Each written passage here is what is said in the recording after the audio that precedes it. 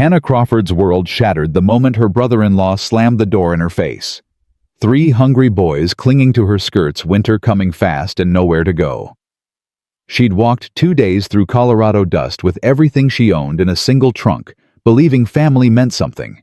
She was wrong. But when a stranger with kind eyes offered what blood refused, she had to choose pride or survival. What happened next changed everything.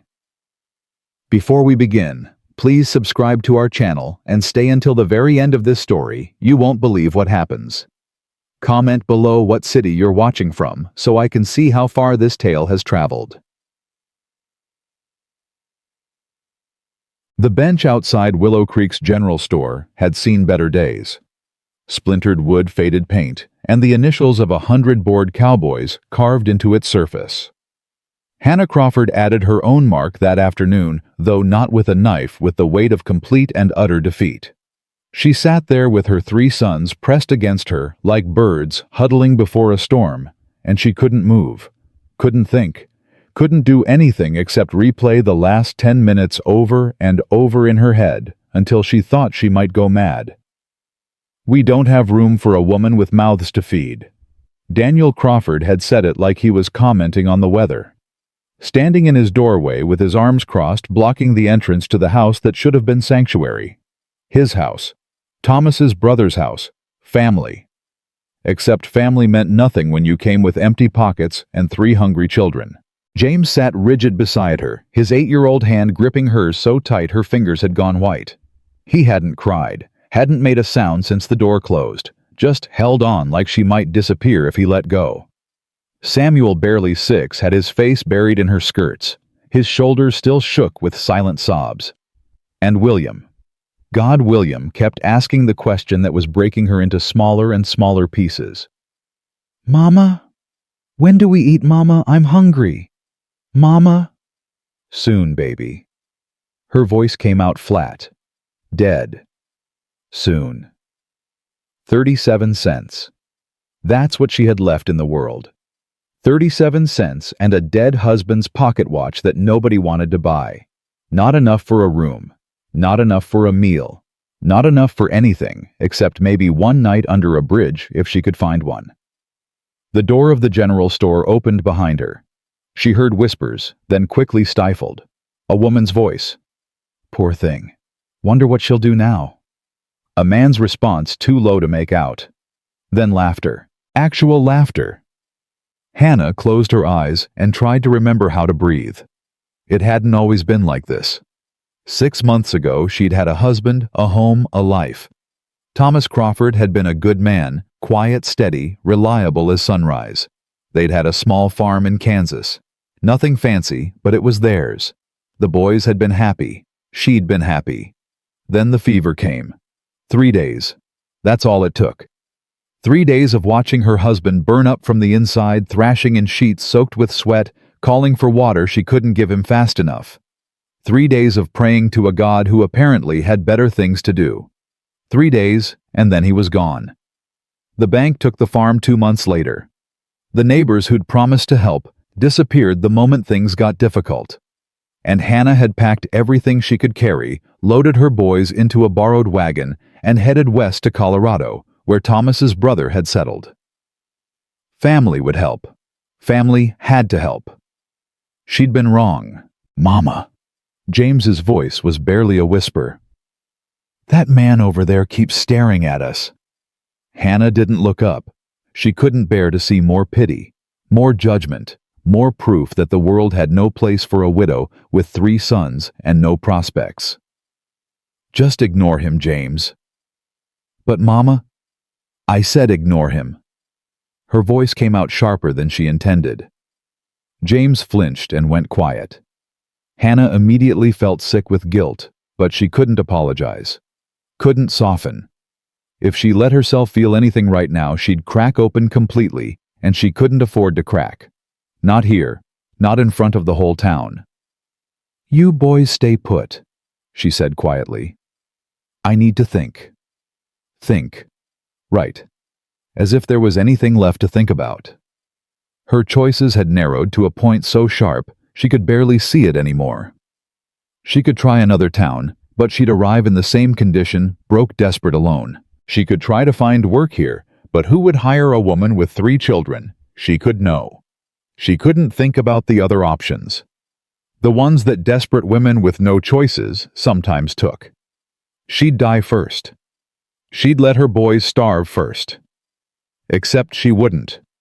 That was the hell of it. When it came down to survival, she'd do whatever it took to keep them alive, and that knowledge sat in her stomach like a stone. Mrs. Crawford. Hannah's head snapped up. A man stood in front of her, blocking the late afternoon sun.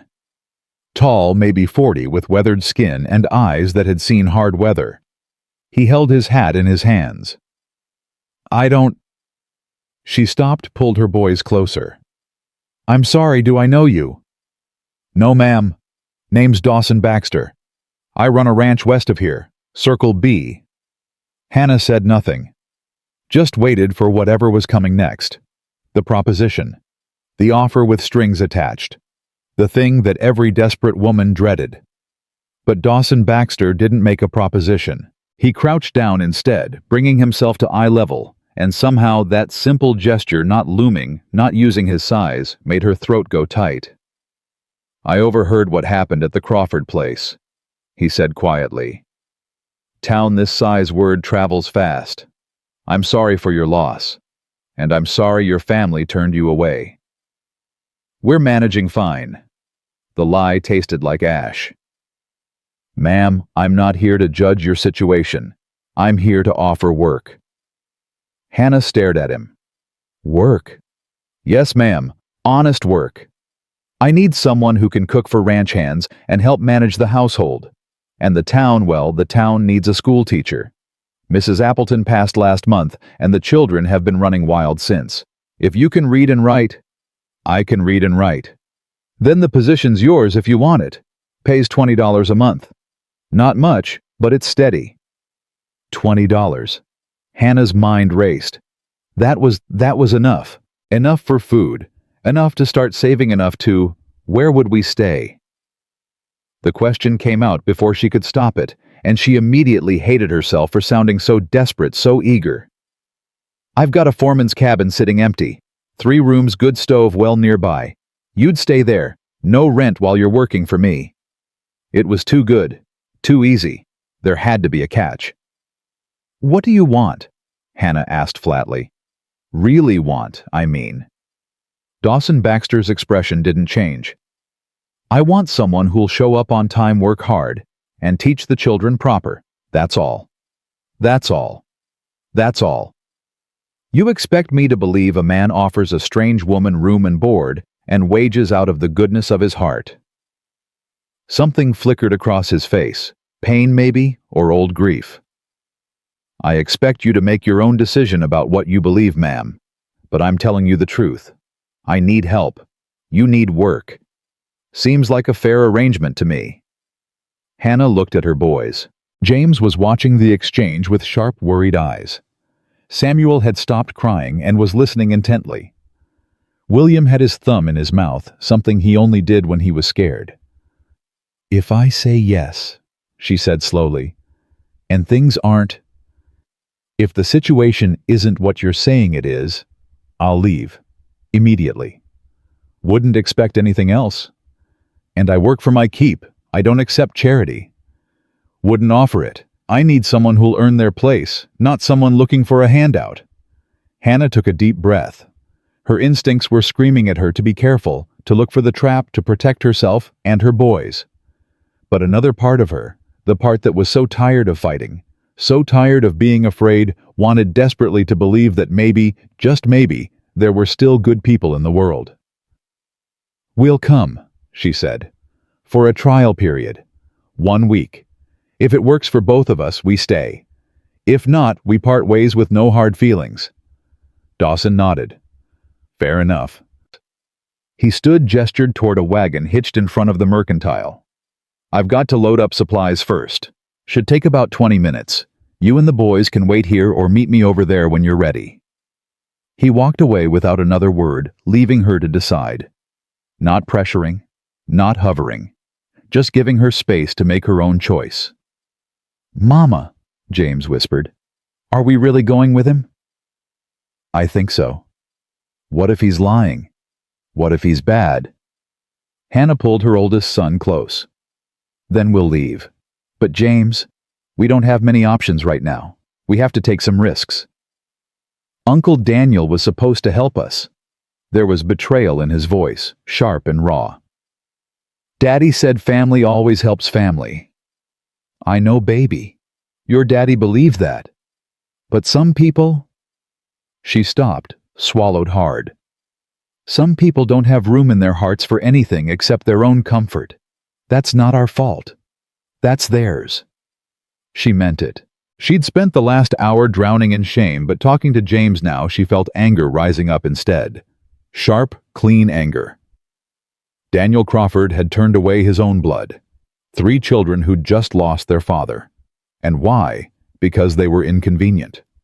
Because helping required sacrifice. Well, let him live with that. Let him look himself in the mirror every morning and know what he'd done. She was done feeling ashamed for needing help. Done apologizing for having the audacity to still be alive when her husband wasn't. Come on, boys. She stood up, brushing dust from her skirts.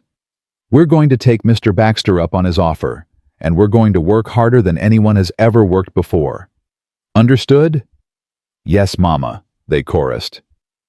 Hannah picked up her single bag. Everything she owned in the world fit in one carpet bag now and walked across the street. Her spine was straight, her head high. Let the town watch. Let them whisper. She was done caring what people thought. Dawson was loading flour sacks into the wagon bed when they approached. He looked up, and something like approval crossed his face. Decided to take a chance, did you? A calculated risk, Hannah corrected. There's a difference. Fair point. He helped her up onto the wagon seat, then lifted William up beside her. You boys comfortable riding in back? He asked James and Samuel. Yes, sir. Samuel was already climbing up, excited despite everything. James followed more cautiously, but Hannah saw his shoulders relax slightly. The promise of food and shelter did that made the world seem a little less terrifying. The wagon rolled out just as the first drops of rain began to fall. Hannah pulled William close and watched Willow Creek disappear behind them. She didn't look back, didn't let herself think about what they were leaving. There was nothing there worth remembering anyway. Storm's been threatening all day, Dawson said, glancing at the darkening sky. Should make it to the ranch before it really hits. How long have you been ranching, Mr. Baxter? Just Dawson, please, and about 12 years now. That's a long time. Long enough to know what I'm doing, most days anyway. He said it with the hint of a smile, and Hannah found herself almost smiling back. They rode in silence for a while. The rain picked up gradually, turning from a sprinkle to a steady drumming. William dozed against her shoulder. Behind them she could hear James and Samuel talking in low voices. Can I ask you something? Hannah said finally. You can ask. Can't promise I'll answer. Why did you stop in town, I mean? You could have just ridden past. Why didn't you? Dawson was quiet for a long moment. His hands were steady on the reins, his eyes fixed on the road ahead. When he finally spoke, his voice was careful, measured. 12 years ago, I was in a similar position to yours. Not exactly the same, but close enough. I'd lost everything, had nowhere to go. And someone who didn't owe me anything, gave me a chance. Gave me work, gave me a purpose, helped me get back on my feet. He paused. That person's gone now, but I made myself a promise. If I ever got to a place where I could help someone else the way I'd been helped, I would. So when I saw you sitting there with those boys looking like the world had ended, he shrugged. Seemed like the universe was giving me an opportunity to keep that promise. Hannah felt her throat tighten. That's a kind promise to make. Kind has nothing to do with it. It's practical. You need work. I need help. The teacher position pays through the town, so that's not even coming out of my pocket. And having someone who can cook decent food will improve morale among the hands. Believe me, after 6 months of burnt beans and tough biscuit, They'll be grateful for anyone who can boil water without setting something on fire. He was trying to make it sound transactional businesslike. But Hannah heard what lay beneath genuine compassion, the kind that came from someone who'd known real hardship and hadn't let it make him bitter. "Still," she said quietly, "thank you. Save your thanks until you've met the ranch hands.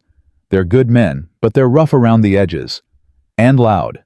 And they smell like horses and sweat about 90% of the time. I grew up with 4 brothers. I can handle rough." 4 brothers. Dawson glanced at her. "That explains the backbone." "The what?" "The backbone. The way you looked at me in town like you were ready to fight if I said one wrong word. That doesn't come from nowhere. That comes from growing up scrappy." Hannah felt something loosen in her chest. "I was ready to fight. I thought you were." "I know what you thought. Most men would be." His jaw tightened. "For what it's worth, I've got a zero-tolerance policy on my ranch. Any man who treats a woman with anything less than complete respect finds himself looking for work elsewhere, fast. You've had to fire people for that. Twice. Both times the first day they showed their true colors. I don't give second chances on that particular issue." The wagon crested a hill, and Hannah saw the Circle B spread out below them.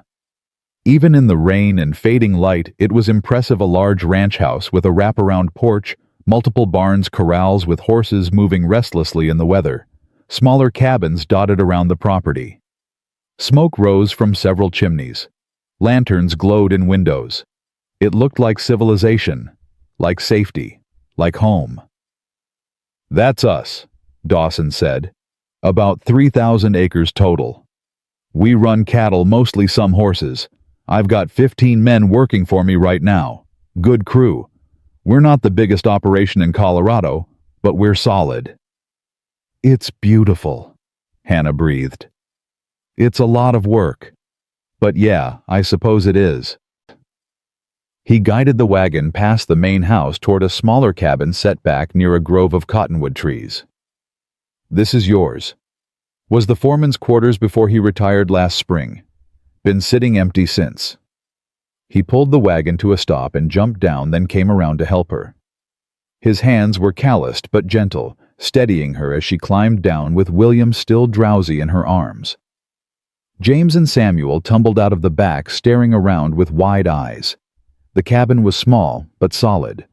One main room with a kitchen area and table, 2 smaller rooms off to the sides. Simple furniture, nothing fancy but clean. Through the window she could see a well-maintained yard, a small garden plot, a chicken coop. "Previous foreman's wife kept chickens," Dawson said, following her gaze. "They're still there if you want them. Eggs would be yours."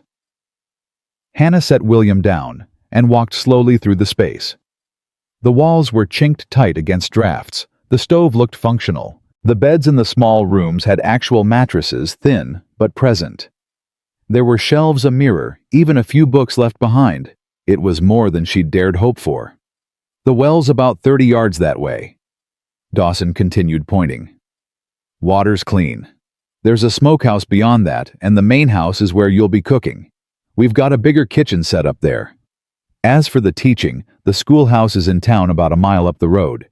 Mrs. Henderson, she runs the boarding house she's been coordinating. You'll want to talk to her tomorrow, get a sense of how many students and what supplies you'll need." Hannah turned to face him. "When do you need me to start?" "Day after tomorrow.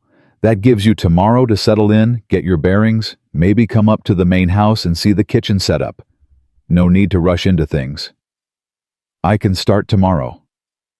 "You just traveled for days and went through hell. Take the time to rest." "Mr. Baxter Dawson, I appreciate the concern, but I'd rather start working. The sooner I start, the sooner I'm earning my keep." He studied her for a moment, then nodded. "All right, tomorrow morning then. Come up to the main house around 6. I'll introduce you to the crew at breakfast." 6 o'clock. I'll be there." "Good." He moved toward the door, then paused. "Hannah." It was the first time he'd used her given name, and something about hearing it made her realize how long it had been since anyone had spoken to her with simple respect. Not Mrs. Crawford, dripping with pity.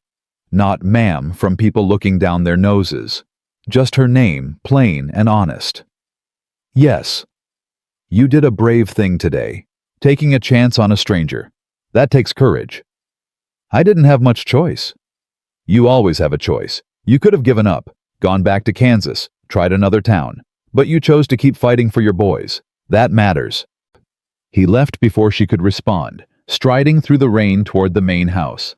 Hannah stood in the doorway and watched him go, feeling something shift inside her chest. Not hope, she wasn't ready for hope yet, but maybe the absence of despair. Maybe the first tiny flicker of possibility. Mama. James appeared at her elbow. Is this really ours? For now, yes. It's nice. He said it quietly, like he was afraid to jinx it. Better than Uncle Daniel's would have been. James. I mean it. Uncle Daniel was mean. I didn't like him. Samuel came to stand on her other side, nodding agreement. Mr. Dawson seems nice. He has kind eyes. Out of the mouths of babes. Hannah pulled her boys close, one arm around each of them, and let herself acknowledge the truth. Yes, Dawson Baxter did have kind eyes. And maybe, just maybe, that wasn't a trap. Maybe some people really were as decent as they appeared.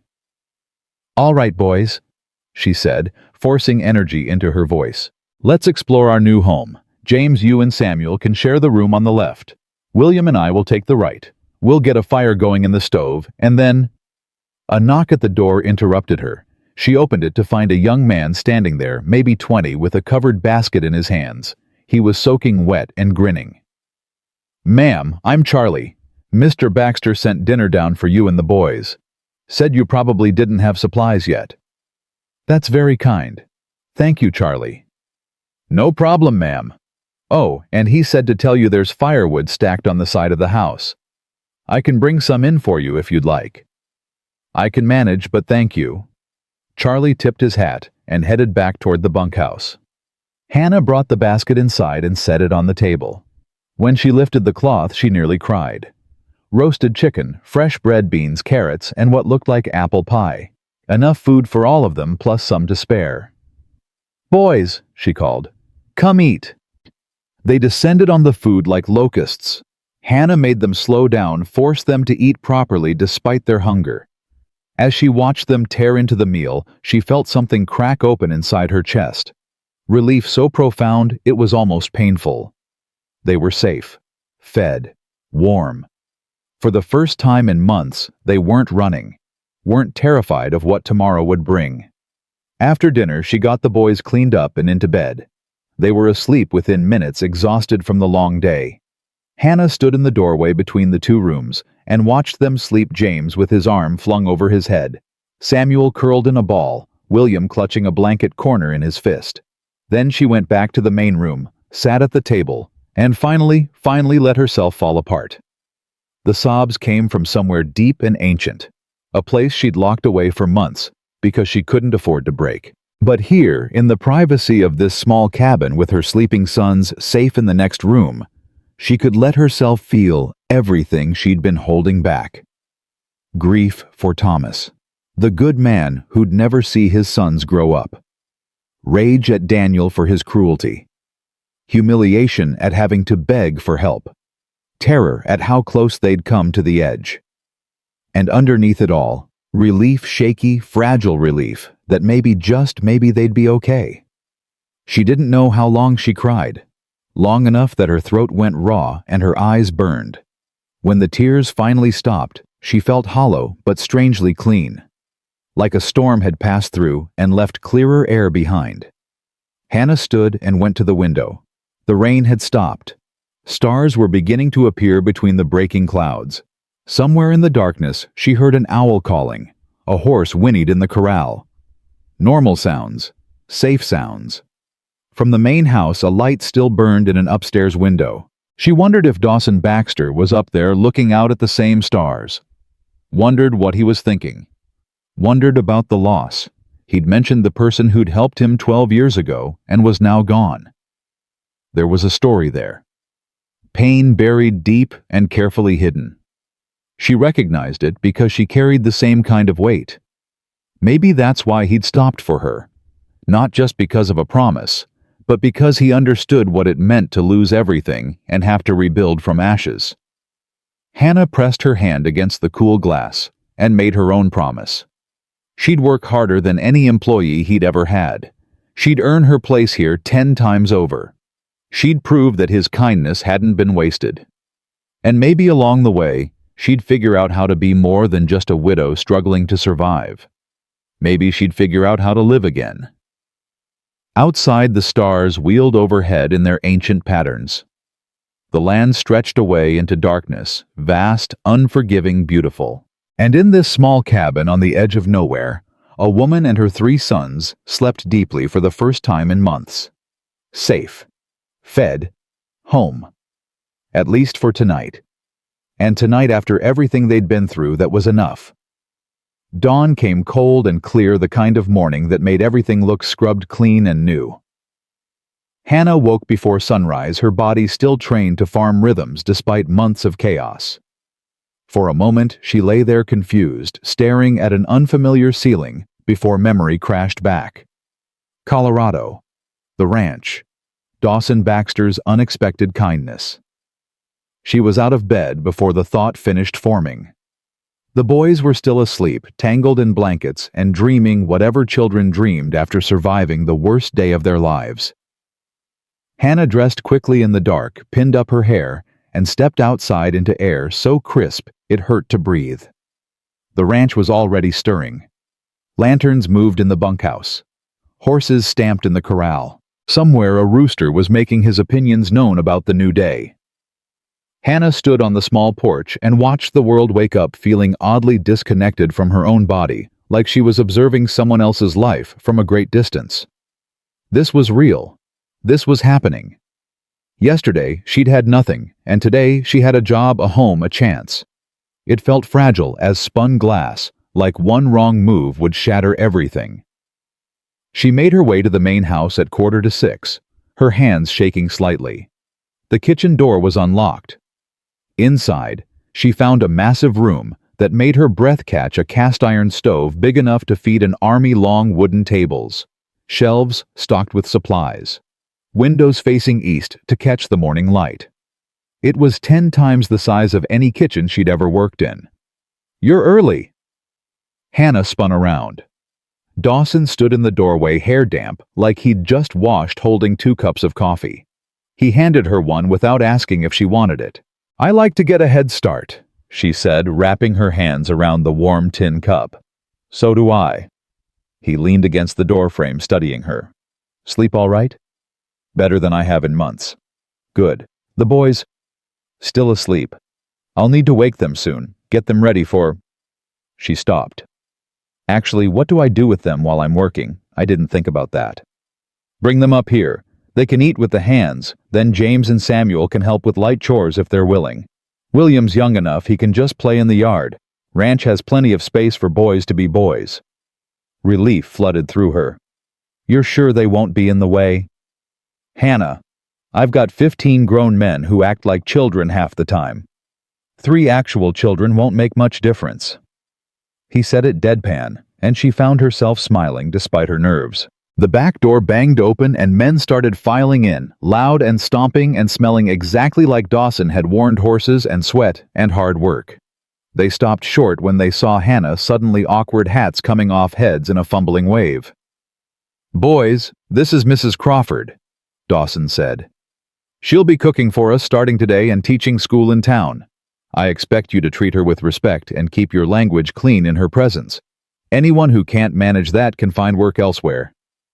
"Yes, sir," came the chorus.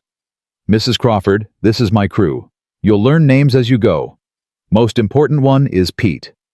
He gestured to a grizzled man with a gray beard. "He's my foreman. Anything you need, he can help." Pete stepped forward and tipped his hat. "Pleasure, ma'am. Been eating my own cooking for 6 months now, so having someone who knows their way around a kitchen is a genuine blessing." "I'll do my best," Hannah said. "That's all we ask." Pete turned to the other men. "All right, you lot, sit down and try to remember your manners." They settled around the long table like awkward schoolboys, elbowing each other and whispering. Hannah felt their eyes on her as she moved to the stove, assessing her like she was assessing them. Could she cook? Would she last? Was she as desperate as she looked? Let them wonder. She'd prove herself soon enough. Dawson had already started the fire in the stove. Coffee was brewing. Hannah found eggs, bacon flour for biscuits. Her hands knew what to do even while her mind raced. She fell into the rhythm of cooking the way some people fell into prayer, automatic, comforting, purposeful. The men were silent at first, stealing glances. Then Charlie, the young one from last night, broke the ice. "Ma'am, if you don't mind me asking, where are you from originally?" "Kansas, a small farm outside Salina." "I grew up in Missouri myself. Farm country. You know much about ranching?" "Not much," Hannah admitted, cracking eggs into a bowl. "But I learned fast." "That's the spirit," Pete said approvingly. "Half of ranching is just figuring things out as you go anyway." The conversation loosened after that. The men started talking among themselves, arguing about horses and weather, and whose turn it was to muck out the far barn.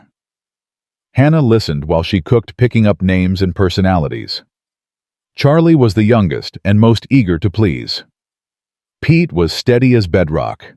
A man named Jack had a tendency to complain about everything. Another, called Slim, ironically, built like a bull, had a laugh that shook the rafters. They were rough, yes. Crude in their humor. But not unkind, not dangerous, just working men far from home, making the best of hard lives. Hannah served breakfast in stages, biscuits first, then eggs and bacon, then more coffee as cups emptied. The men ate like they were starving, which maybe they were after 6 months of Pete's cooking. Nobody spoke much once food hit the table, too busy shoveling it in. When Charlie reached for his third biscuit, Pete smacked his hand. "Leave some for the rest of us, you bottomless pit." "Can't help it if they're good." "They're better than good," Slim said through a mouthful. "Ma'am, these are the best biscuits I've had since my mother died." The table went quiet. Slim looked mortified. "I mean, that came out wrong. I didn't mean to bring up—" "It's all right," Hannah said gently. "I'll take it as the compliment you intended." The tension broke. The men went back to eating, and Hannah felt something settle in her chest. She could do this. She could hold her own here. Dawson caught her eye from the end of the table and gave her the smallest nod. Approval. Maybe even respect. When breakfast ended, the men filed out to start their day's work. Pete lingered, helping Hannah clear plates without being asked. "You did good," he said quietly. "That wasn't easy, walking into a room full of strange men and just taking charge. But you handled it. I didn't have much choice. There's always a choice. You chose to hold your head up. That matters." He set the last of the dishes in the wash basin. "Dawson told me a bit about your situation. Not details, just that you'd had a hard time of it. For what it's worth, I'm glad you're here. This place has been missing something since Sarah died, and I think maybe it's been missing a woman's presence." Hannah's hands stilled in the soapy water. "Sarah—" Pete's expression shifted like he'd said something he shouldn't have. "Sarah was Dawson's wife. She and their baby died 12 years ago. Childbirth complications.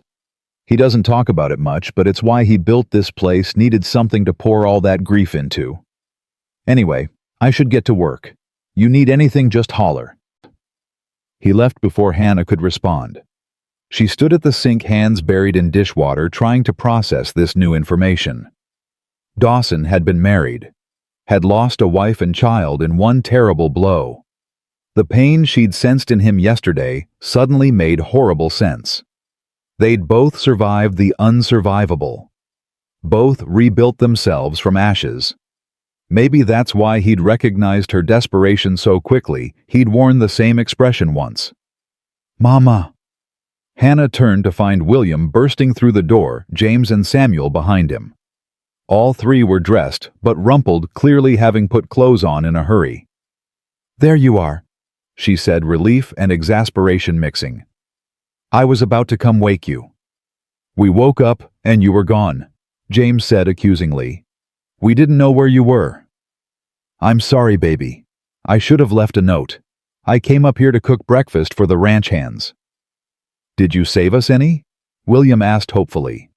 Of course I did. Hannah fixed them plates and watched them eat, her heart settling. They looked better this morning, rested, less hollow-eyed. Samuel was actually smiling as he stuffed biscuit in his mouth. Dawson appeared in the doorway as they were finishing. Boys sleep well. Yes, sir, James said politely. Good. How'd you like to see the horses this morning? I could use some help in the stable if you're interested. All three boys lit up like Christmas morning. Really? Samuel breathed. Really? But you have to follow instructions exactly. Horses are big and can be dangerous if you're not careful. Can you do that? Yes, sir. Dawson looked at Hannah for permission. She hesitated. Her boys, her responsibility, her job to keep them safe. But the hope in their faces was impossible to deny. All right, she said.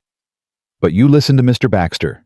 No running, no loud noises, and stay where he can see you. We will, Mama. They were already halfway out the door. Dawson lingered.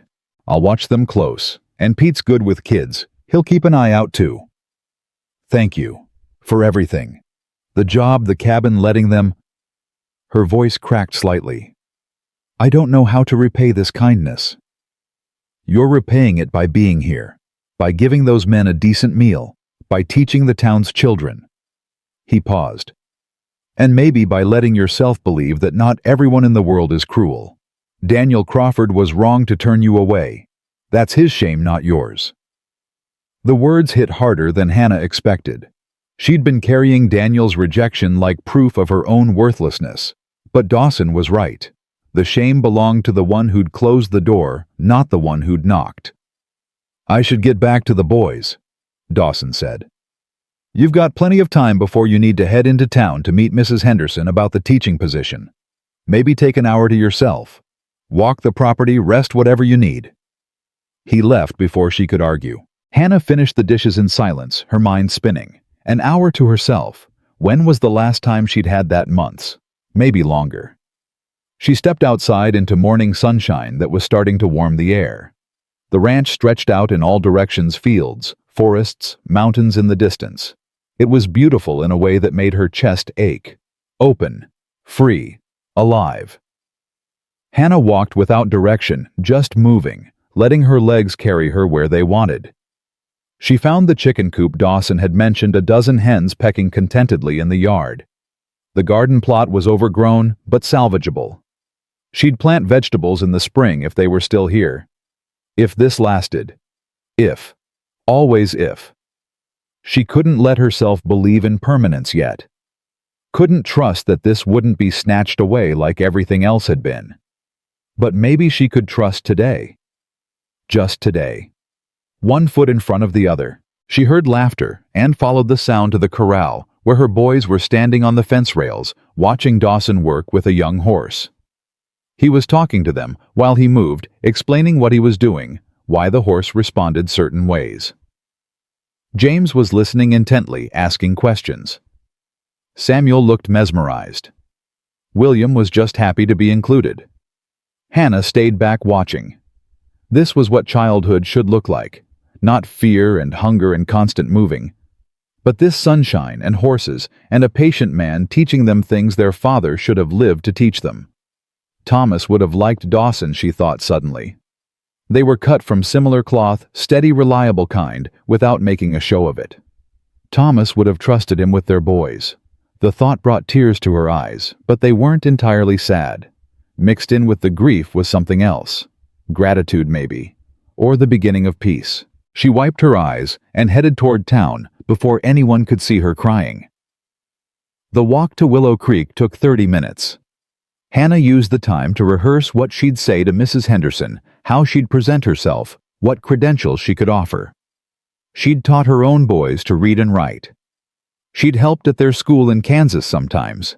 It wasn't much, but it would have to be enough. The boarding house sat at the center of town, a 3-story building with a wide porch and flowers in window boxes. Hannah climbed the steps and knocked. The woman who answered was maybe 60 with iron gray hair and sharp eyes that took Hannah's measure in one sweeping glance. "Mrs. Crawford, I presume I'm Eleanor Henderson. Dawson sent word yesterday that you'd be coming by." "Yes, ma'am. I understand the town needs a teacher. Desperately. Come in, come in. We'll talk over tea." Eleanor's sitting room was cluttered but comfortable, full of books and knitting and the accumulated weight of a long life well lived. She poured tea from a china pot and gestured for Hannah to sit. "So, you're the widow with 3 boys that Daniel Crawford turned away." Hannah stiffened.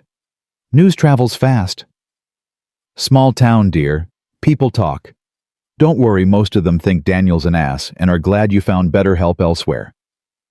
Eleanor sipped her tea. "Dawson's a good man.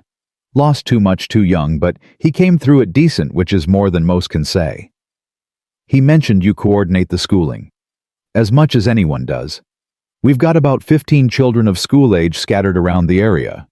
They've been coming to the old schoolhouse when they remember, but without a proper teacher it's been chaos. Can you handle 15 children ranging from 6 to 14? I can certainly try. That's all I ask. The pay is $20 a month supplied by the town council. You'll teach reading, writing, arithmetic, and whatever else you deem necessary. School runs Monday through Friday, 8 to 3. Think you can manage $20.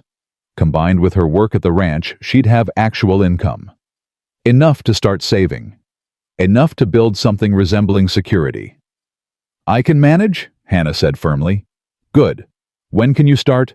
"Monday." "Perfect. I'll spread the word to the families. You'll want to get to the schoolhouse before then, take stock of what supplies you've got. It's in rough shape, I'll warn you now. Mrs. Appleton was lovely, but not much for organization." They talked for another hour about curriculum, discipline, expectations. Eleanor was brisk and practical, asking intelligent questions and offering useful advice. By the time Hannah left, she felt both terrified and exhilarated. A real job. A real purpose beyond just survival. She was halfway back to the ranch when she heard hoofbeats behind her. Hannah moved to the side of the road and turned to see a wagon approaching. Her stomach dropped when she recognized the driver. Daniel Crawford, with his wife beside him. For a moment, Hannah considered just walking away, ignoring them completely. But pride made her stand her ground. She wouldn't run, wouldn't cower. She'd done nothing wrong. Daniel pulled the wagon to a stop. His wife, Margaret, Hannah remembered, looked uncomfortable. Daniel just looked annoyed. "So you found yourself a situation," he said without preamble. "I did. With Dawson Baxter, I hear. Living in his foreman's cabin. Cooking for his men."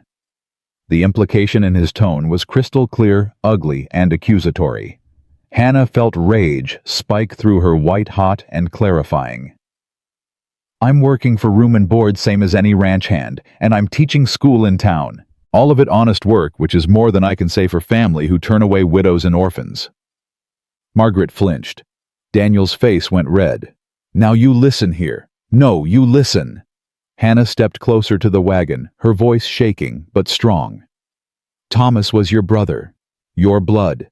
Those boys are his sons, your nephews.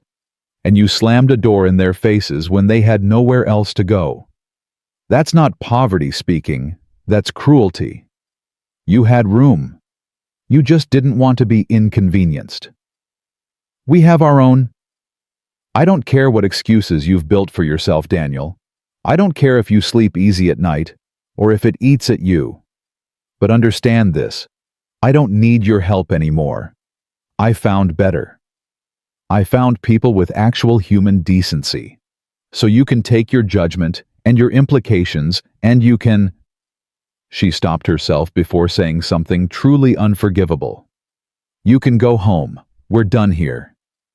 She turned and walked away, leaving them sitting in the wagon. Her legs were shaking, her hands were trembling, but she didn't look back. Behind her, she heard the wagon start up again, rolling in the opposite direction. Good. Let him choke on his own bitterness. Hannah made it another 100 yards before she had to stop, leaning against a fence post while she caught her breath. She'd just burned that bridge to ashes. There was no going back now, no family safety net if things went wrong at the ranch. But God, it had felt good. Standing up for herself, refusing to accept his shame, choosing her own dignity over his conditional charity. She was still standing there when another horse approached. This time it was Dawson riding alone. "Saw you talking to Daniel Crawford," he said, dismounting. Looked heated. He implied things about my living arrangements. Dawson's expression went cold and hard. "What kind of things?" "The kind that question a woman's morality when she accepts help from a man." Hannah met his eyes steadily. "I told him what he could do with his implications." A smile tugged at Dawson's mouth despite the anger in his eyes. "Good. Daniel Crawford is a small man with a smaller mind. Don't waste energy worrying about his opinions." "I'm not worried. I'm furious. But I'm also done. I said my piece and I'm moving on." "That's healthy." Dawson studied her. "You all right, really?" "I'm better than all right. I just defended myself for the first time in months and it felt incredible." She laughed, surprised by the sound. "Is that terrible? Should I feel bad about burning that bridge?" "Some bridges deserve to burn." Dawson offered his hand. "Come on, I'll give you a ride back. You've walked enough for one day." Hannah let him pull her up onto the horse behind him. She'd never ridden like this, sitting behind a man holding on to stay balanced.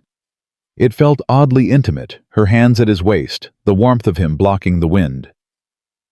They rode in silence for a while. Then Dawson spoke, his voice careful.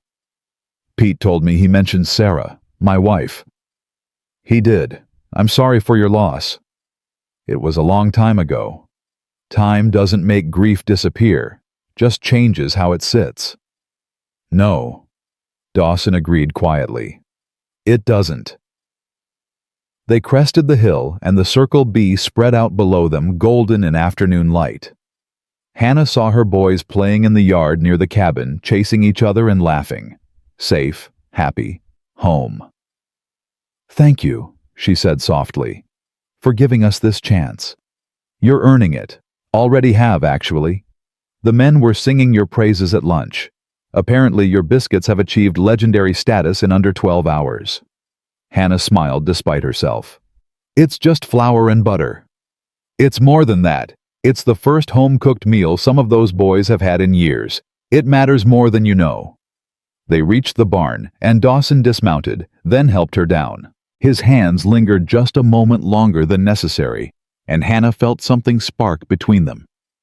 Awareness, maybe, or the recognition of shared grief, creating unexpected connection. Then he stepped back, professional distance restored. "I should get back to work. You need anything?" "No, thank you." He tipped his hat and walked away. Hannah stood watching him go, feeling confused and unsettled. She wasn't ready for attraction, wasn't ready to think about any man that way. Thomas had only been gone 6 months. But Dawson Baxter wasn't just any man. He was safety, kindness, understanding, and something in her tired, broken heart was starting to respond to that, whether she was ready or not. Hannah pushed the thought away and went to find her boys. They tackled her with hugs and stories about horses and Slim letting them help groom a mare. They smelled like hay and sunshine and childhood. That night, after dinner and baths and bedtime stories, Hannah sat on the cabin's small porch and watched stars appear. The ranch settled into evening quiet, animals, bedding down, men returning to the bunkhouse, the day's work done. From the main house, lamplight glowed in the same upstairs window she'd noticed last night.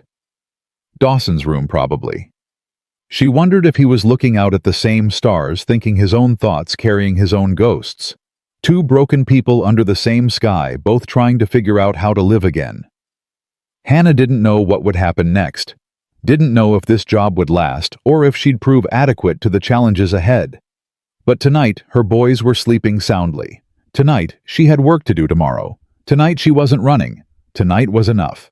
And maybe, just maybe, tomorrow would be too. The weeks that followed fell into a rhythm that Hannah hadn't experienced since before Thomas died, the comfort of routine of knowing what each day would bring. She woke before dawn, cooked breakfast for the ranch hands, spent her afternoons teaching 15 restless children in a drafty schoolhouse, then returned to prepare dinner and care for her boys. It was exhausting work, but it was honest work, and for the first time in months, she fell asleep each night feeling useful instead of desperate. The schoolhouse had been worse than Eleanor warned. Broken windows, mouse droppings in the corners, books so water-damaged they fell apart when touched.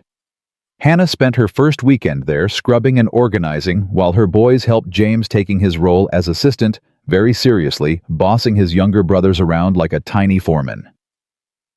"Mama Samuel's not sweeping right," he announced on that first Saturday. "I am too sweeping right." "Boys," Hannah said without looking up from the bookshelf she was cleaning. "Less arguing, more working." "But Mama—" James Crawford. "I can multitask. I can clean and listen to you bicker at the same time, and neither task is improving my mood. Now sweep." William giggled from his corner where he was supposedly organizing chalk. "Mama said your whole name. That means you're in trouble." "I'm not in trouble, I'm just—" "James." He swept. Hannah hid her smile and kept working. This was good for them, she thought. Having purpose, having structure, being part of building something instead of just surviving. By Monday morning, the schoolhouse looked almost respectable. The children arrived in clusters, some walked from town, others rode in with parents from outlying farms. They ranged from 6-year-old twins named Mary and Martha to 14-year-old Lucas, who slouched in the back row and made it clear he thought school was beneath him. Hannah stood at the front of the room and felt every eye assess her. New teacher? Widow woman. Probably soft. Probably wouldn't last a week. "Good morning," she said clearly. "My name is Mrs. Crawford. I'll be teaching you this year, and we're going to start with some ground rules. First, you will arrive on time. Second, you will come prepared to work. Third, you will treat each other and me with respect. Anyone who can't manage those 3 things will find themselves answering to their parents about why they're no longer welcome in my classroom. Are we clear?" Silence. Then Lucas in the back spoke up, his tone deliberately challenging. "What if we don't care about being welcome?" Hannah walked down the aisle until she stood beside his desk. She didn't loom, didn't threaten, just looked at him steadily until he started to squirm. "Then you'll discover that your parents care very much about you wasting the opportunity for education that costs them time and money. You'll also discover that I'm far less interested in being liked than I am in doing my job, which means I have no problem making your life difficult if you make mine difficult. Your choice, Lucas. Which way would you like this year to go?" He stared at her for a long moment, clearly trying to decide if she was bluffing. Then, something in her expression must have convinced him because he looked down at his desk. "Respectful it is, then. Good choice." Hannah returned to the front. "Now let's begin with reading. I want to assess where each of you stands." The day was chaos wrapped in the thin veneer of structure. The younger children couldn't sit still. The middle ones fought constantly. Lucas tested boundaries every chance he got. By 3 o'clock, Hannah's head was pounding, and her voice was hoarse, but she'd survived. That was something. James, Samuel, and William had sat in the front row angels compared to the other students. Hannah caught James helping Mary with her letters during lunch, patient and kind, in a way that made her heart ache with pride and grief. He was so much like his father. The walk back to the ranch that afternoon felt longer than usual. Hannah's feet hurt. Her back ached. She wanted nothing more than to collapse into bed and sleep for a week. Instead, she found 15 hungry ranch hands waiting for dinner. "Rough day?" Pete asked, taking in her expression as she entered the kitchen. "Is it that obvious? You look like you've been wrestling cattle. How are the children?" "Feral, but educable, probably." Hannah tied on her apron and started pulling out supplies for dinner. "Give me 30 minutes and I'll have something ready." "No rush, boys can wait." But Pete didn't leave. He lingered, shifting his weight like a man working up to something difficult. "Can I ask you something?" "Of course." You doing all right? Really? Between cooking here and teaching in town and managing your boys, that's a hell of a load you're carrying." Hannah paused, her hands stilling on the potatoes she'd been peeling. Was she all right? She was tired, overwhelmed, still grieving, still terrified that everything would fall apart. But she was also surviving, which was more than she'd been doing a month ago. "I'm managing," she said finally. "Some days better than others." "That's fair. Just want you to know if you need help, all you got to do is ask. The boys and I were glad you're here. Place feels different now. Better. More like a home instead of just a work camp." The kindness in his voice made her throat tight. "Thank you, Pete. That means more than you know." He nodded and left her to her cooking. Hannah worked quickly, her hands knowing the rhythm even while her mind wandered. A home instead of a work camp. Was that what she was building here? Not just surviving, but actually creating something. She was pulling biscuits from the oven when Dawson appeared in the doorway. She'd gotten used to his habit of materializing, silently watching for a moment before announcing himself. At first it had unnerved her. Now it felt almost comforting, like having a guardian she didn't have to acknowledge. "Smells good," he said. "It's just stew." "Best stew in Colorado, I'd wager." He came further into the kitchen and Hannah noticed he was favoring his left side slightly. "How was your first day teaching?" "Survived. Barely." "How was your day?" "Broke a green horse. Got kicked for my trouble." He said it casually, but Hannah saw the pain he was trying to hide. "Let me see." "It's nothing." "Dawson Baxter, sit down and let me see." Something in her tone, maybe the teacher voice she'd been using all day, made him obey without further argument. He sat at the table and carefully pulled up his shirt, revealing an ugly bruise blooming across his ribs, purple and black, and definitely not nothing. Hannah sucked in a breath. "You need a doctor." "It's just bruised. I've had worse." That's not reassuring. She went to the pump for cold water and a cloth. "This is going to hurt." "Everything hurts. That's ranching." She pressed the cold cloth against the bruise and felt him tense. "Why do you do it, the dangerous work, I mean? You own the ranch. You could hire someone else to break horses." "Because I'm good at it. And because sitting back watching other people take risks while I count money feels wrong." He was quiet for a moment while she worked. "My father was like that. Owner who never got his hands dirty, made everyone around him resent him. I swore I'd be different." "You are different." Hannah refreshed the cloth with more cold water. "The men respect you. They work hard for you because you work hard beside them." "That's the idea, anyway." He caught her hand as she reached to apply the cloth again. "Hannah, I'm fine. Really, you don't have to fuss." But he didn't let go of her hand immediately. They sat like that for a moment, his calloused palm warm against her fingers, neither of them moving. Hannah felt her heartbeat pick up speed, awareness crackling between them like static before a storm. Then William came barreling into the kitchen, shouting about a bird's nest he'd found, and the moment shattered. Dawson released her hand and stood quickly, letting his shirt fall back into place. "I should wash up before dinner," he said, and left before Hannah could respond. She stood there holding the damp cloth, her hand still warm from his touch, and felt something shift inside her chest. Something dangerous and unwelcome and entirely too soon. No, she wasn't ready for this. Wasn't ready to feel anything for any man, especially not her employer who'd shown her nothing but kindness, and deserved better than a desperate widow projecting safety onto attraction. Hannah threw herself back into dinner preparation with renewed focus. She fed the ranch hands. She fed her boys. She cleaned up and walked back to the cabin in the gathering dark, forcing herself not to look toward the main house, not to wonder if Dawson was watching from that upstairs window again. That night, she dreamed of Thomas for the first time in weeks. He was standing in their old kitchen in Kansas, smiling the way he used to when she burned the biscuits, but pretended not to notice. In the dream, she ran to him, tried to hold him, but he turned to smoke in her arms. She woke gasping, tears on her face, guilt sitting on her chest like a stone. How dare she feel anything for another man? Thomas had been dead less than a year. Their boys still cried for him at night sometimes.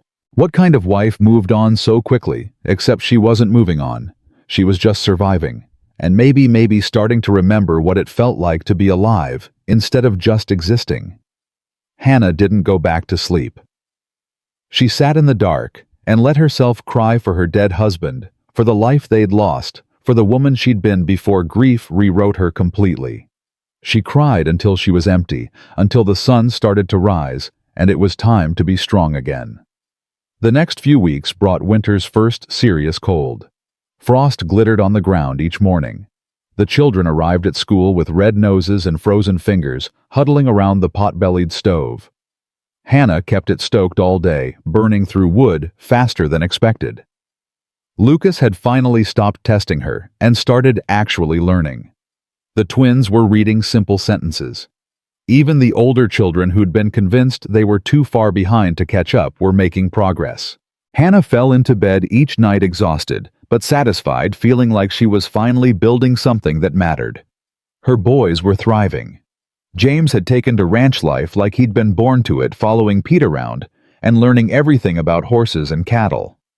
Samuel had befriended Slim and spent hours in the smithy watching him work metal and asking endless questions. William still mostly played, but he was happy and healthy, and laughing again. They were healing, all of them. Slowly, painfully, but healing nonetheless. Hannah was carrying firewood to the schoolhouse one afternoon when a wagon pulled up. She looked up expecting a parent, but froze when she saw Margaret Crawford climbing down.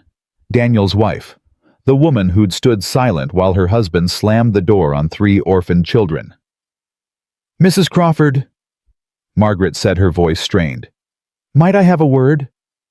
Hannah wanted to refuse, wanted to tell her to leave to go back to her comfortable house and her cruel husband and her clear conscience, but curiosity won. "The children have lunch," she said carefully. "We can talk outside." They walked away from the schoolhouse. Margaret twisted her hands together, clearly struggling with whatever she'd come to say. "I owe you an apology," she finally said, "for what happened when you came to our door, for not speaking up, for letting Daniel turn you away." "Why didn't you speak up, I mean?" "Because I'm a coward." Margaret's voice cracked. "Because Daniel has a temper, and I've learned it's easier to stay quiet than fight battles I can't win. Because I told myself it wasn't my place to contradict my husband. But I was wrong. Those were children. Your children. Thomas's children. And I let my husband's hardness turn away blood family." Hannah studied her face, looking for manipulation or false sentiment. But Margaret just looked tired and ashamed. "Why are you telling me this now?" "Because I can't sleep. Because I see those 3 little boys every time I close my eyes.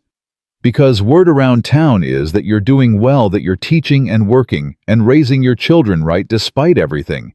And I'm so angry at Daniel, I can barely stand to be in the same room with him anymore." Margaret took a shaky breath. "I can't undo what happened. But I wanted you to know that not everyone in that house agreed with what was done. And that if you ever need anything at all, I'll help. Even if I have to do it behind Daniel's back." Hannah felt her anger soften slightly. Margaret was a victim too, in her way. Trapped by circumstance and fear and the limitations society placed on wives. Hannah knew what that felt like. "I appreciate you coming," she said finally. "And I accept your apology. But Margaret, you need to understand something. I don't need Daniel's help anymore. I don't need yours either. I found better. I found people who helped because it was right, not because obligation dragged them to it. So you can go home with a lighter conscience, but don't come here expecting gratitude or redemption. That's something you have to find on your own." Margaret nodded, wiping her eyes. "You're right. I needed you to know. That's all." She climbed back into her wagon and left. Hannah stood watching her go, feeling strange and unsettled. She'd wanted Margaret to feel guilty, had wanted someone from that house to acknowledge the cruelty. But now that it had happened, it felt hollow, empty. The closure she'd imagined didn't come. Maybe because real closure didn't come from other people's apologies. Maybe it only came from deciding to move forward regardless. Hannah went back to teaching, pushing the encounter from her mind. But that evening, as she cooked dinner at the ranch, she found herself telling Dawson about it. "Margaret Crawford came to apologize," she said while kneading dough, "for not speaking up when Daniel turned us away." Dawson was sitting at the table mending a bridle, his hands steady on the leather. "How'd that sit with you?" "Strange. I wanted her to feel guilty, but when she actually did, it didn't make me feel better. Guilt's a useless emotion if it doesn't lead to change. Margaret apologizing but staying married to a cruel man doesn't help anyone. That's harsh. That's honest." Dawson looked up at her. "You know what I've learned. People will disappoint you. Constantly. The only ones worth keeping close are the ones who show up when it matters. Margaret had her chance and didn't take it. Her guilt now doesn't change that." Hannah thought about that while she worked. He was right in a way. But he was also someone who'd clearly been disappointed enough times to stop trusting easily. There was protection in that philosophy, but also loneliness. "What about second chances?" she asked. "Don't people deserve those?" "Depends on the person. Depends on the situation. Someone who makes a mistake and owns it immediately. Sure, someone who only feels bad after they see you surviving without them. That's not remorse. That's ego." "You're cynical." "I'm practical." But he smiled slightly. "Though I suppose you're right. I've gotten hard over the years. Watching people lets you down enough times will do that." "Who let you down?" The question came out before Hannah could stop it. Too personal, too probing. She immediately regretted it. But Dawson didn't look angry, just sad. "My father, my brother, half the people I thought were friends when Sarah was alive who disappeared after she died. Take your pick." "I'm sorry." "Don't be. It taught me who was real. Pete stuck around. Charlie's father, he was the one who gave me my start, he stayed. The rest?" He shrugged. "Good riddance." Hannah shaped the dough into loaves and set them to rise. "For what it's worth, I think your father was wrong. You're a good man, Dawson Baxter." He was quiet for so long, she thought he wouldn't respond. Then softly, "You're the first person to say that in a long time." Their eyes met across the kitchen. Hannah felt that dangerous awareness again, stronger this time. The way he looked at her made her feel seen not as a desperate widow or a charity case, but as a person. A woman. Someone worth noticing. She looked away, first busying herself with cleaning up.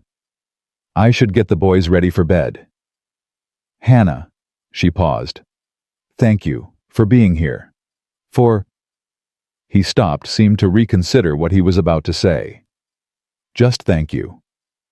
She nodded and fled to the cabin, her heart pounding in a way that had nothing to do with exertion. This was getting complicated. These feelings she couldn't afford to have. This awareness that grew stronger every day. She needed this job, needed the stability, couldn't risk losing it because she'd developed an inappropriate attachment to her employer. But God help her when Dawson looked at her like that, like she mattered, like she was more than just another mouth to feed. It was getting harder and harder to remember why she should keep her distance. November brought the first real snow. 6 inches overnight, turning the ranch into something from a Christmas card. The children at school pressed their faces against windows, distracted by the beauty outside.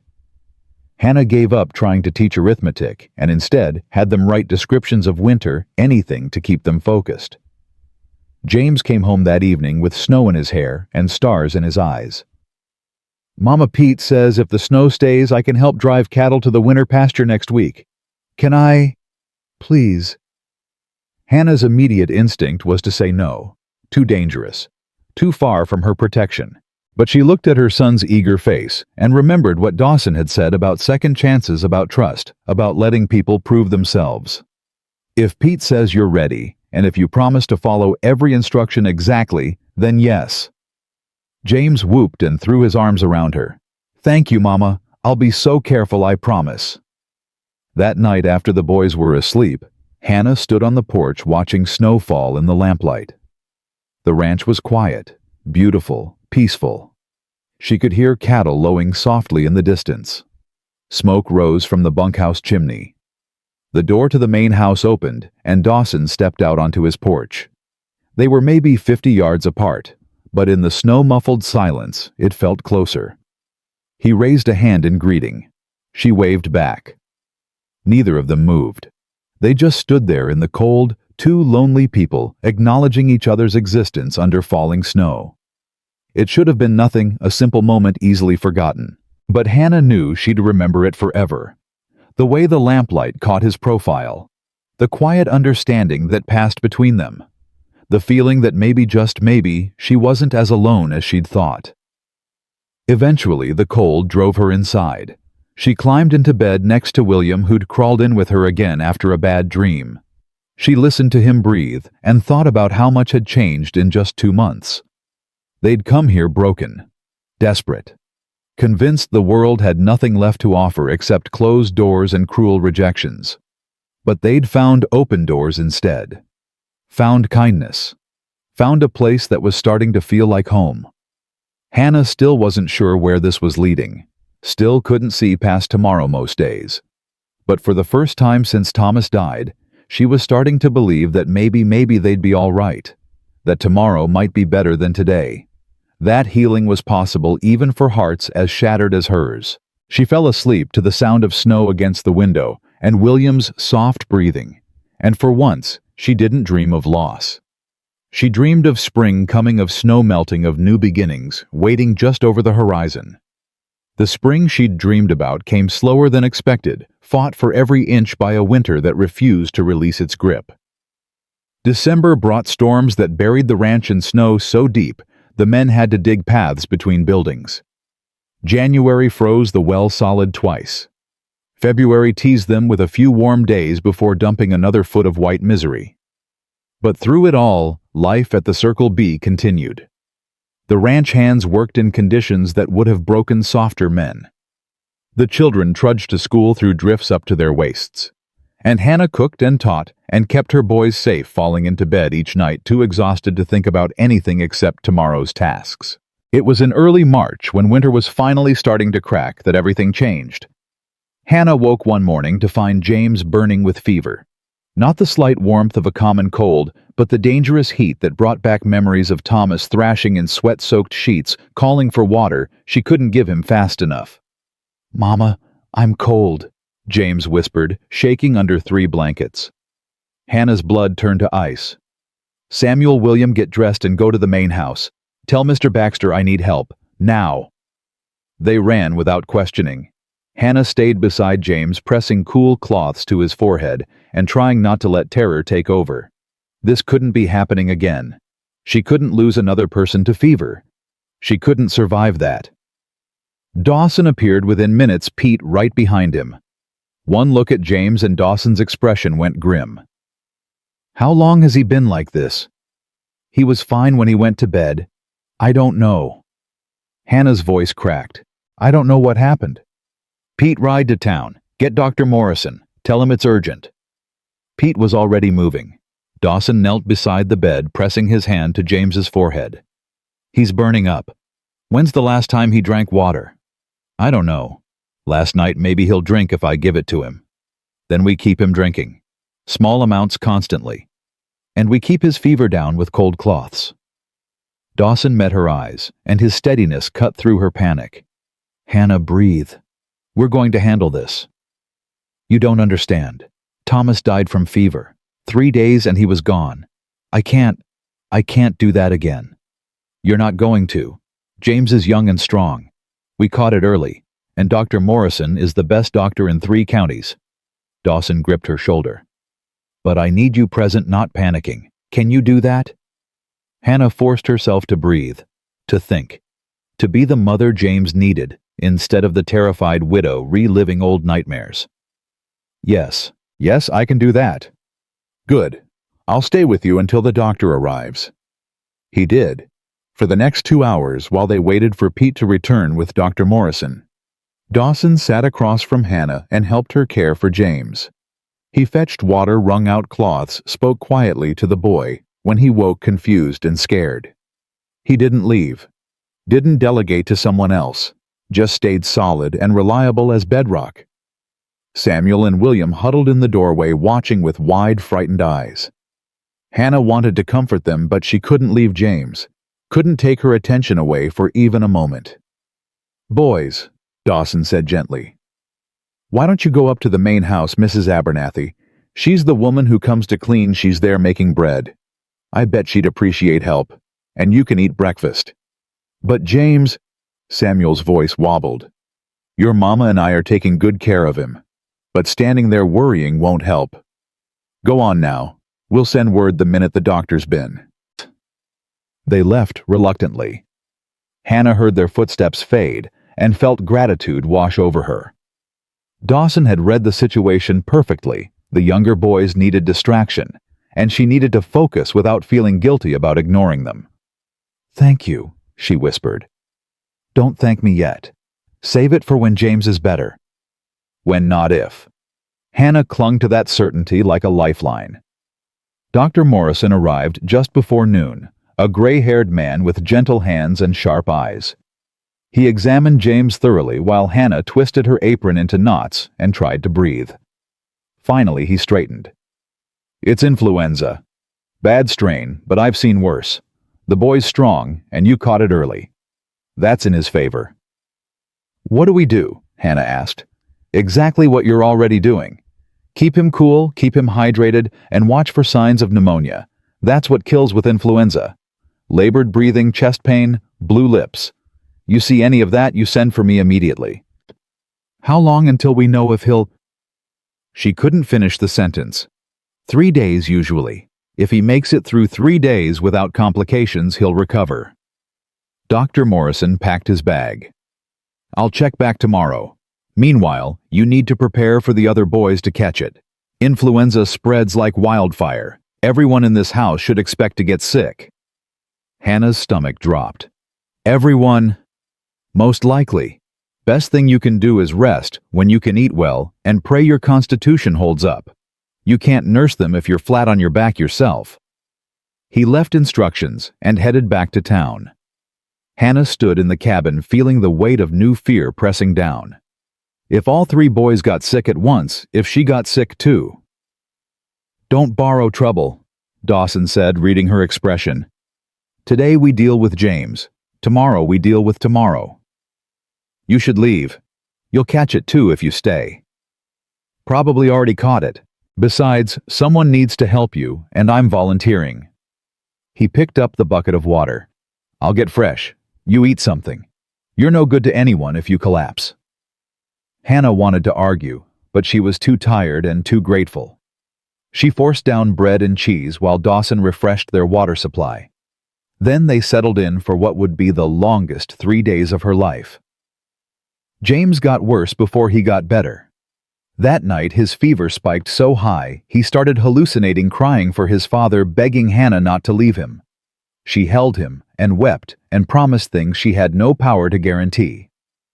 Dawson stayed through it all, taking shifts so Hannah could rest for an hour here and there, though she barely slept. Pete brought food they didn't eat. Mrs. Abernathy kept Samuel and William at the main house, sparing them the worst of watching their brother suffer.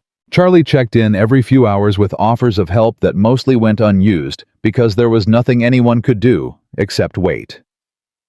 On the second day, Samuel developed a fever. Hannah wanted to scream at the unfairness of it, but she just set up a second sickbed and divided her attention between both boys. Dawson stayed. She'd stopped asking him to leave, stopped pretending she didn't desperately need his presence. "Why are you doing this?" she asked him late that second night, both boys finally sleeping fitfully. "You barely know us. This isn't your responsibility." Dawson was quiet for a long moment, staring at the dim lamp. "When Sarah died, I was alone. Completely alone. My family didn't come. My friends, most of them disappeared. It was just me and grief and this empty house that felt like a tomb. I swore if I ever had the chance to make sure someone else didn't face their worst moments alone, I would. So here I am. Hannah felt tears slide down her face. I don't know how to repay this kindness. Don't need repaying, just need you to remember it when someone else needs help down the line. That's how kindness works. You pass it forward, not back. On the third morning, James's fever broke. Hannah woke from an exhausted doze to find him looking at her with clear eyes, asking for water, in a voice that sounded weak but rational. She nearly collapsed with relief, pressing kisses to his forehead, and thanking God, and checking his temperature 3 times to make sure she wasn't imagining it. "Mama, you're squishing me," James protested, but he was smiling. Dr. Morrison confirmed it that afternoon. James was past the crisis point. Samuel's fever broke the next day. By some miracle, William never got sick at all, his young immune system apparently deciding influenza wasn't worth the bother. Hannah predictably collapsed 2 days later. She woke to find herself in her own bed with no memory of getting there. Her head felt stuffed with cotton, and her throat burned like she'd swallowed glass. Every muscle ached. When she tried to sit up, the room spun violently. "Easy," Dawson's voice came from somewhere nearby. "You're sick. Lie down." The boys are fine. James is up and walking. Samuel's recovering nicely. William's eating everything in sight and driving Mrs. Abernathy crazy. Now lie down before you fall down. Hannah sank back against the pillows, too weak to fight. "You shouldn't be here. It's not proper." "Hannah, I've been here for 6 days. Propriety left the building about 5 days ago. Now drink this." He held a cup to her lips. She drank, tasting honey and lemon, and something bitter she couldn't identify. "What is that?" "Medicine. Dr. Morrison left it. Said it would help with the fever and pain." "You called the doctor for me." "Of course I called the doctor for you. What kind of question is that?" He set the cup aside. "Now sleep. I'll be here when you wake up." Hannah wanted to argue, wanted to insist she could take care of herself, wanted to maintain some shred of dignity. But she was so tired, and having someone else be strong for a while sounded better than anything in the world. She let her eyes close. The next few days passed in a fever dream haze. She'd wake to find Dawson changing cool cloths on her forehead. She'd drift off and wake to Pete bringing soup. Mrs. Abernathy appeared to help her change into a clean nightgown, matter-of-fact and efficient. The boys peeked in to wave, kept at a distance until she was less contagious. And through it all, Dawson stayed, reading to her when she was restless, sitting silent when she needed quiet, making sure she drank enough, ate enough, rested enough, being exactly what she needed without her having to ask. On the 4th day, Hannah woke feeling human again. The fever was gone. Her head was clear. She was weak as a kitten, but definitely on the mend. She found Dawson asleep in the chair beside her bed, his head tilted at an angle that would leave his neck stiff, his hand resting near hers on the blanket. He'd stayed. Through 6 days of sickness and fear, and the very real possibility that he'd get sick himself, which he had mildly Pete had mentioned during one of Hannah's more lucid moments, he'd stayed. No one had asked him to. No one had expected it. He'd just decided she wouldn't face this alone, and made it happen. Hannah watched him sleep and felt something crack open in her chest. Not just gratitude, though there was plenty of that. Not just respect, though he'd certainly earned it. Something deeper. Something that terrified her because it felt too big, too soon, too impossible given everything she'd lost. She was falling in love with Dawson Baxter. The realization hit her like a physical blow. She couldn't be. Wouldn't let herself be.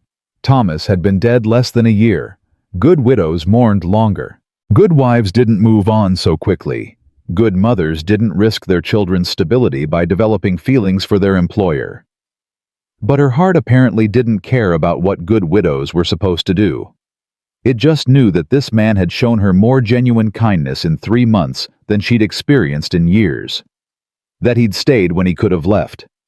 That he looked at her like she mattered, like she was worth the effort, like she was more than just another obligation. Hannah closed her eyes and tried to push the feelings away. Tried to tell herself it was just gratitude mixed with exhaustion. Tried to believe she could keep working for him, living on his ranch, seeing him every day without these feelings growing stronger. She was lying to herself and she knew it. Dawson stirred his eyes, opening slowly. When he saw her awake and watching him, he sat up quickly, wincing at the stiffness in his neck. "You're awake. How do you feel?" "Better. Much better." Her voice came out rough. "How long have you been here?" "Doesn't matter. Do you need anything?" "Water, food?" "Dawson?" She waited until he met her eyes. "Thank you. For everything. For staying. For taking care of my boys. For—" Her voice broke. "Thank you." Something shifted in his expression, some barrier lowering just slightly. "Hannah, I told you before. You don't face hard things alone. Not while I'm around to help." "But why? Why do you care so much?" He was quiet for a long moment, and she thought he might not answer. Then softly, "Because the first time I saw you sitting on that bench in town, looking like your world had ended, I saw myself 12 years ago. Lost. Alone. Certain there was nothing left worth living for. And I thought if I could help you find your way back, maybe it would mean something. Maybe it would prove that grief doesn't have to destroy everything." "Did it destroy you?" "Almost. Probably would have if Charlie's father hadn't forced me to keep living. Gave me work when I wanted to die. Made me care about something again. Saved my life really, though I didn't appreciate it at the time." He looked down at his hands. "I see him in me now when I look at you. See the chance to pass forward what he gave me. That's why I care." Hannah felt tears spill over. "I'm so sorry for what you lost." "I'm sorry for what you lost too. Thomas sounds like he was a good man." "He was. He really was." She wiped her eyes. "But he's gone. And I have to figure out how to keep living without him. I'm just not sure I know how anymore." "You're doing it already. Every day you wake up and take care of your boys, you're living. Every day you teach those children, you're living. Every time you choose to keep going instead of giving up, you're proving that grief doesn't get the final word." Dawson reached out and took her hand, and the gesture felt both natural and momentous. "You're stronger than you know, Hannah Crawford."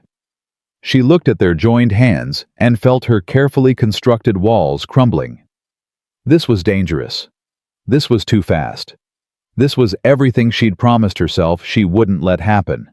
But God help her, she didn't want him to let go. "Dawson," she said quietly, "I need to tell you something." "All right." "I've been feeling—" She stopped, searching for words. "You've been so kind to me. To my boys. And I'm grateful, I truly am. But lately, I've been feeling things that are more than gratitude. And I don't know what to do with that because it's too soon, and it's not appropriate. And I still love Thomas. Hannah." He squeezed her hand gently. "Breathe." She breathed. He waited. When she felt steadier, she tried again. "I think I'm developing feelings for you. Feelings I shouldn't have. And I needed you to know because it's not fair to you, and because I don't want you to think I'm taking advantage of your kindness, and because—" She forced herself to meet his eyes. "Because I can't keep pretending I don't feel this way every time you walk into a room." The silence that followed felt endless. Hannah watched emotions flicker across Dawson's face. Surprise, something that might have been hope, then careful neutrality. "Hannah," he said slowly, "I'm honored that you'd trust me with that. But I need you to understand something. You've been through hell. You nearly lost your son. You've been sick yourself. Emotions run high in situations like this. What you're feeling might just be— Don't." She pulled her hand back. "Don't tell me what I'm feeling. I know it's complicated. I know it's messy. I know it's too soon by every measure society uses. But I also know That what I feel when I look at you isn't just gratitude or confusion or sickbed delusion. It's real. I believe you. But Hannah, you work for me. You live on my property. There's an inherent power imbalance that makes this complicated. If you feel pressure to... I don't feel pressure. I feel... She laughed bitterly. I feel terrified and guilty and completely overwhelmed. But not pressured. Never pressured. You've never been anything but respectful. Dawson stood and paced to the window, his back to her. Hannah watched him struggle with whatever he was thinking, and fear crept in. She'd ruined everything. He'd ask her to leave. She'd lose this job, this home, this stability she'd built for her boys. When he finally spoke, his voice was rough. I need to be honest with you. I've been fighting similar feelings for weeks now. Every time you smile, every time you stand up to one of the ranch hands, or handle your boys, or just exist in the world, being strong and brave and trying so damn hard, I look at you, and I see... He stopped, took a breath. I see someone I could care about deeply. Someone I already do care about, if I'm being truthful. Hope flared in Hannah's chest. Then why do you sound like that's a problem? Because it's too fast. Because you're still grieving. Because I'm your employer, and you depend on me for survival, which means any relationship between us starts from an unequal place. Because... He turned to face her. Because I can't be the reason you make a decision you'll regret later. I can't take advantage of your vulnerability, even if you're offering freely. I care about you too much for that. Hannah felt tears threatening again, but this time from frustration. So what are you saying? That we just ignore this? Pretend it doesn't exist? I'm saying we wait. We give you time to heal. Time to be sure this isn't just gratitude or relief or exhaustion disguising itself as something else. Time for you to build your own independence so that if something does develop between us, it's because you truly want it, not because you need it. He came back to sit beside her bed. Hannah, if what we're both feeling is real, it'll still be real in 6 months, in a year, in however long it takes for you to be certain. And if I'm certain now, then waiting won't change that. It'll just prove it. He took her hand again, and his grip was warm and steady. I want you to be sure. Completely sure. Because if this goes somewhere, I want it to be right. Not rushed. Not born out of crisis. Just right. Hannah wanted to argue. Wanted to insist she knew her own heart. But underneath the frustration, she recognized the wisdom in what he was saying. She was raw, vulnerable, still finding her feet. Making decisions about her future while barely recovered from fever probably wasn't smart. You're right, she admitted quietly. I hate that you're right, but you are. I usually am. It's one of my more annoying qualities. He said it with a slight smile, trying to lighten the mood. So what do? We keep doing what we've been doing. You work, I work. We take care of the ranch and your boys and the daily business of living. And we give this time to breathe instead of forcing it. He paused. But Hannah, I need you to know something. This conversation doesn't change my commitment to you and your boys. You still have a job here. You still have a home. That's not conditional on anything except you wanting to stay. Relief flooded through her. You're sure? I'm sure. This is your place as long as you want it. Hannah leaned back against the pillows, exhausted but oddly at peace. They'd said the difficult things, acknowledged the complicated feelings, and instead of rushing into something neither of them was ready for, they'd chosen to wait. It was mature, responsible, probably the smartest decision either of them could make. It still hurt. But as Dawson sat there holding her hand, watching her with those steady eyes that had seen his own share of grief and survival, Hannah felt something settle in her chest. Not resolution exactly, not certainty, but hope. Real hope that maybe there was a future ahead that held more than just survival. Maybe there was a chance at actual happiness waiting somewhere down the road. Get some rest, Dawson said gently. I'll check on you later. He left, and Hannah closed her eyes, feeling the ghost of his hand still warm against hers. Outside, she could hear her boys playing, their laughter carrying through the walls. Spring was coming, finally, the long winter starting to release its grip. And inside her heart, something frozen was starting to thaw too, slowly, carefully, but definitely thawing. She fell asleep thinking about possibilities instead of losses, about futures instead of pasts. And for the first time in a year, those thoughts didn't feel like betrayal. They felt like healing. Spring arrived in earnest 2 weeks later, bursting across the ranch with the enthusiasm of something long denied. Snow melted into rushing streams. Grass pushed up through mud. The air turned soft and warm, carrying promises of new beginnings that felt almost too good to trust. Hannah recovered fully, throwing herself back into work with renewed energy. The conversation with Dawson hung between them like something delicate and unspoken, changing nothing on the surface but altering everything underneath. They were careful with each other now, polite, professional, maintaining distance, even while their eyes said different things entirely. It was torture. It was necessary. It was the right thing to do, which somehow made it worse.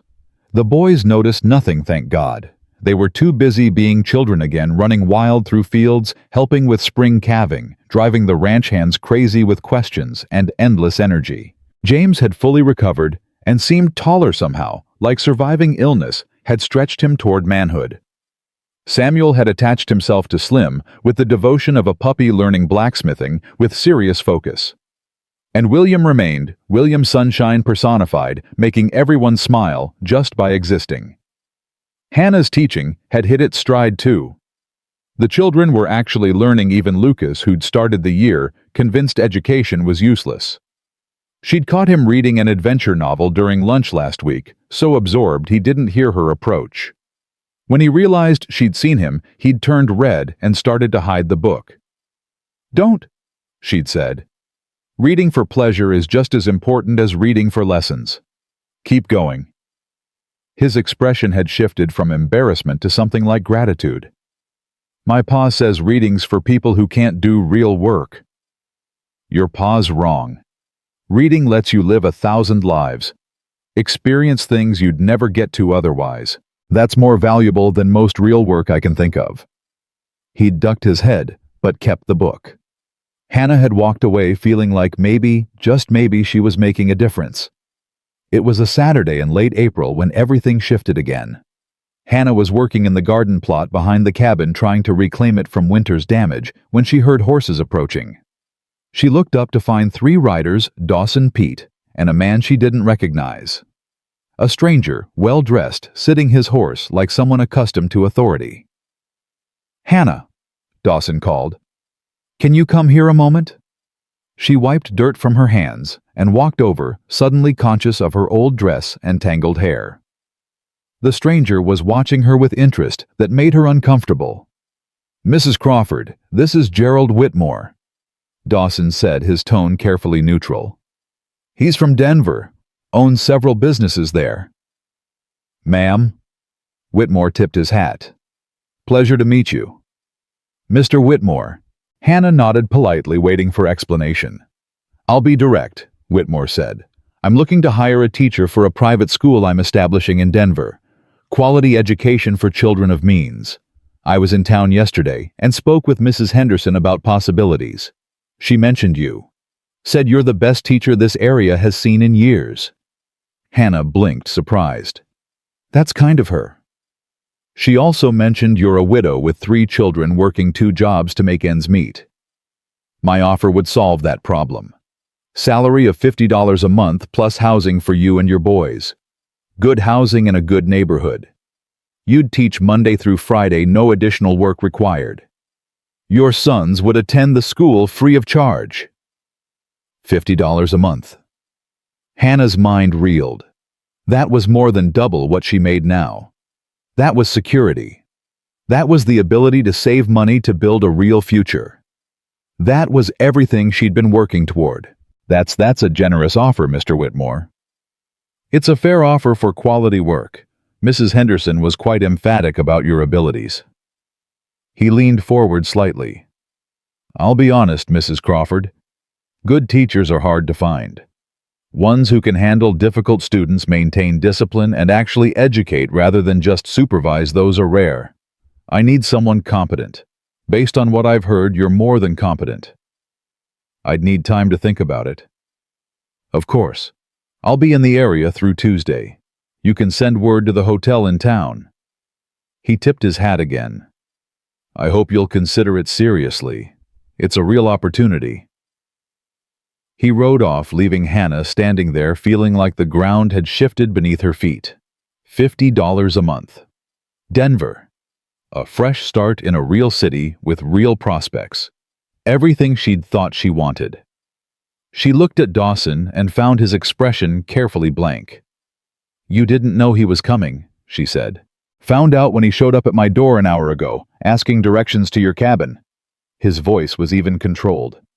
It's a good offer, Hannah. It is. You should consider it. I know. They stood there in awkward silence. Pete cleared his throat. I'm gonna check on that fence in the south pasture. He rode off quickly, leaving them alone. Dawson. You don't owe me an explanation. This is your decision, your future. He dismounted, standing close enough that she could see the tension in his jaw. But I want you to make it based on what's right for you and your boys, not based on anything else. Anything else meaning you, meaning whatever's between us that we've been dancing around for months. Don't stay because of that. Don't leave because of it either. Just make the choice that's best for you. Hannah felt frustration rising. What if I don't know what's best? What if both choices feel right and wrong at the same time? Then you think about it. Really think about it. What do you want your life to look like? What do your boys need? What would make you happy instead of just safe? He paused. And you're honest with yourself about whether you're staying here because you want to or because you're afraid to leave. That hit harder than expected. Was she afraid? Maybe. This ranch had been sanctuary when she'd had nothing. These people had saved her. Walking away from that felt ungrateful, even if she was walking toward something better. But was it better or just different? I need to think, she said. That's smart. Take your time. Dawson mounted his horse again. For what it's worth, whatever you decide, I'm proud of you. You came here broken, and you've rebuilt yourself into someone strong. Someone any employer would be lucky to have. Don't forget that. He rode away before she could respond. Hannah stood in the garden and tried to process what had just happened. 5 months ago, she'd been desperate for any opportunity. Now she had 2 paths in front of her, and no idea which one to choose. She went inside and found her boys at the table, William coloring, while James helped Samuel with arithmetic. They looked up when she entered, 3 faces bright with health and happiness. Mama, who was that man? James asked. Someone offering me a job, in Denver.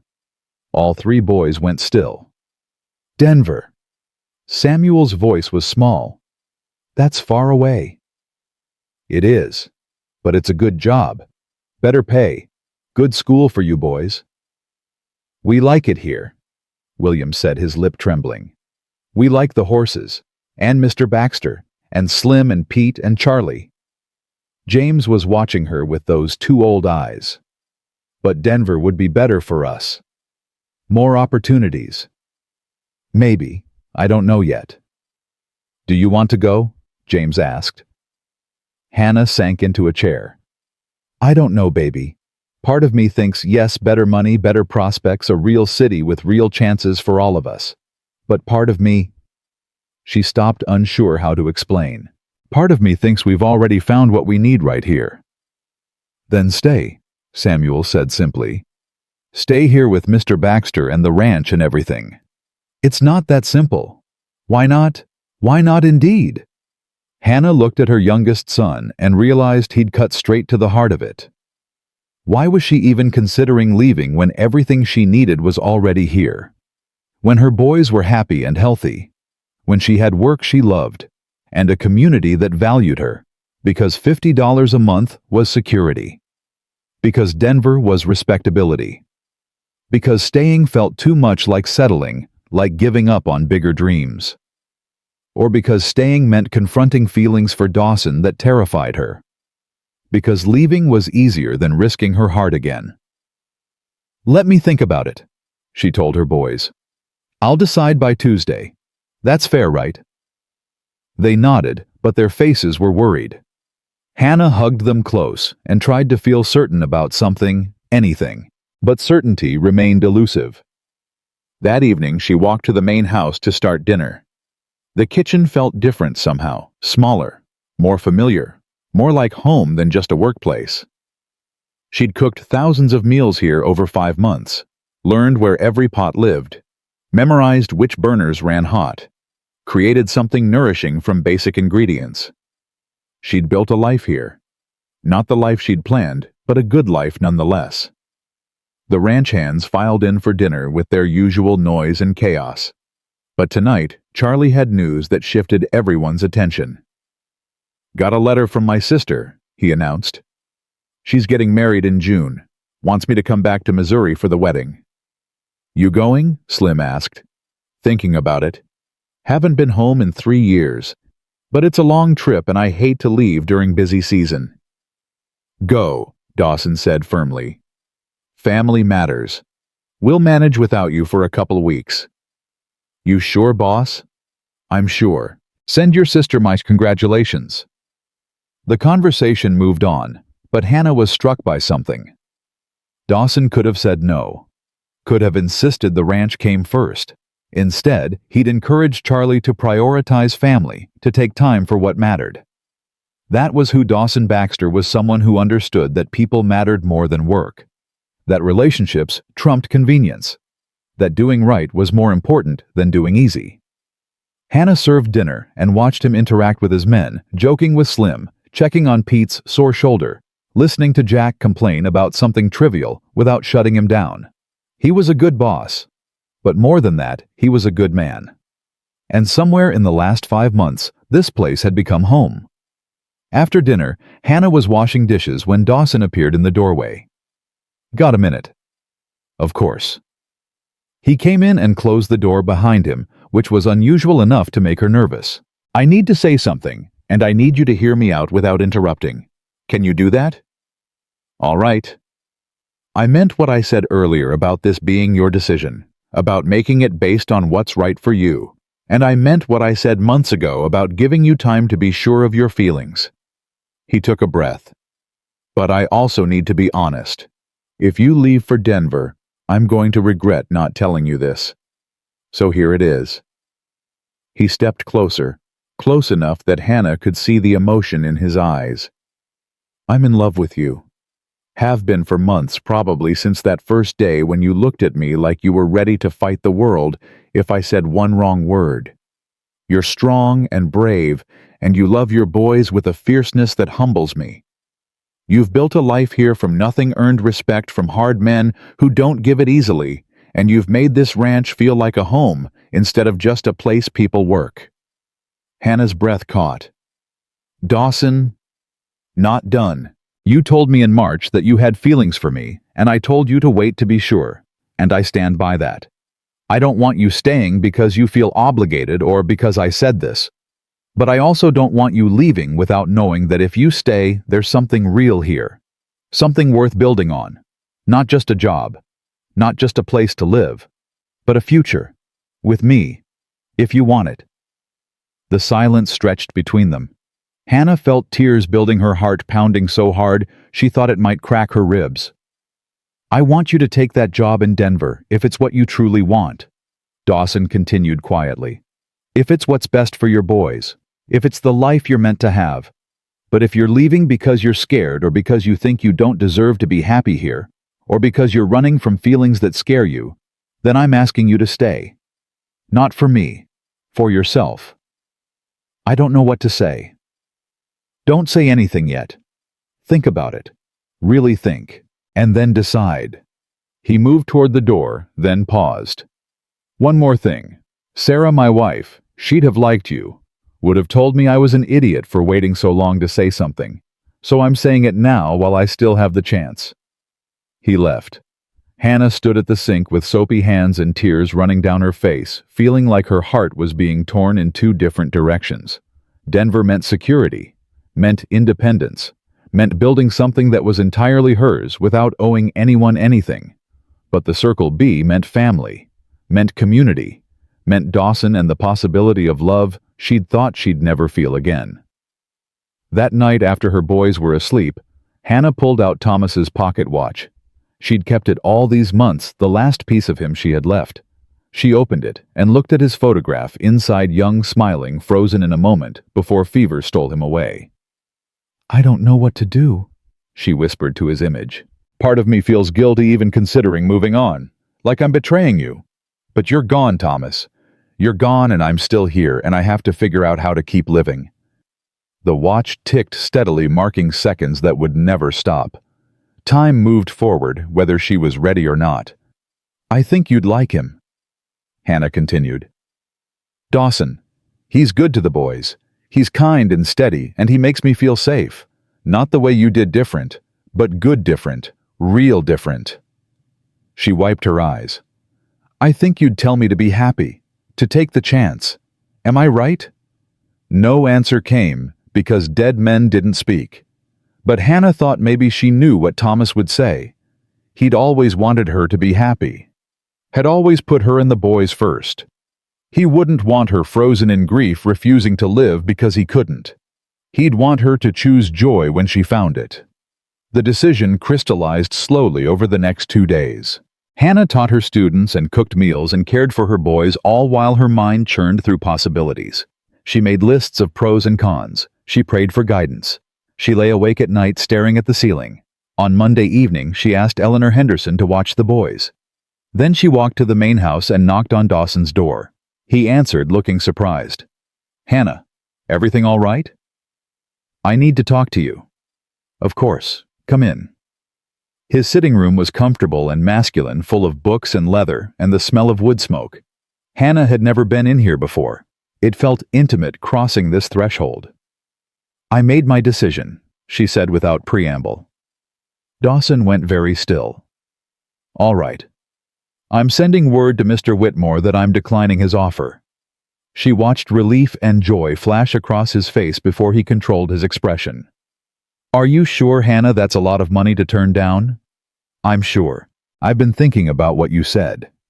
About what I want my life to look like. About what would make me happy instead of just safe."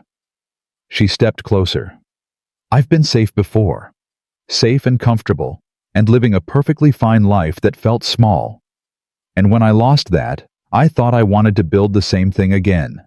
Security, respectability, protection from anything that could hurt me. That's not unreasonable. It's not. But it's not enough either." Hannah met his eyes. "These past 5 months I've built something better than safe. I've built a life that challenges me, that lets me be strong, that lets my boys be wild and free and happy. I've found people who value me not for what I can do for them, but for who I am. And I've found—" Her voice caught. "I've found someone who makes me want to be brave instead of just careful."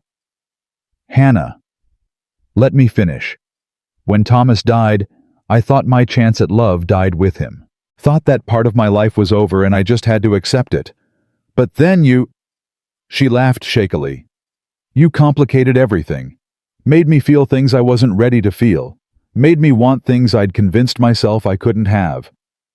And now I'm ready. I'm sure. I've given it time like you asked. I've thought about it from every angle. And I keep coming back to the same truth. I love you, Dawson Baxter. I love your steadiness and your kindness and the way you make my boys laugh. I love how you treat your men with respect and how you never once made me feel small or helpless or less than. I love—" Her voice broke. "I love that you gave me time to be sure instead of rushing me. That you put my needs before your own. That you've been exactly what I needed even when I didn't know what that was." Dawson crossed the distance between them in 2 strides and pulled her into his arms.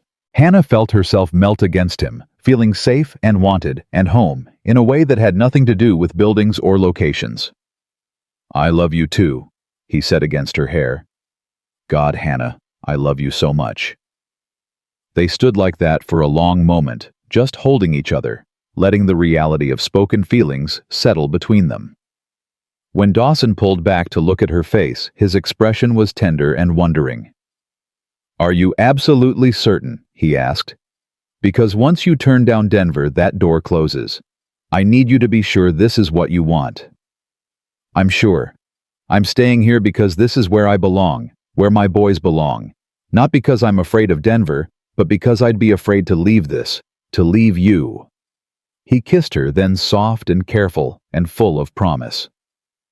Hannah kissed him back and felt something long frozen finally thaw completely. This was right. This was real. This was the future she was meant to have. When they finally broke apart, both breathing hard, Dawson pressed his forehead to hers. So what happens now? Now we figure it out together. Take things slow. Let the boys adjust. Build something real instead of rushed. I can do slow. Can you?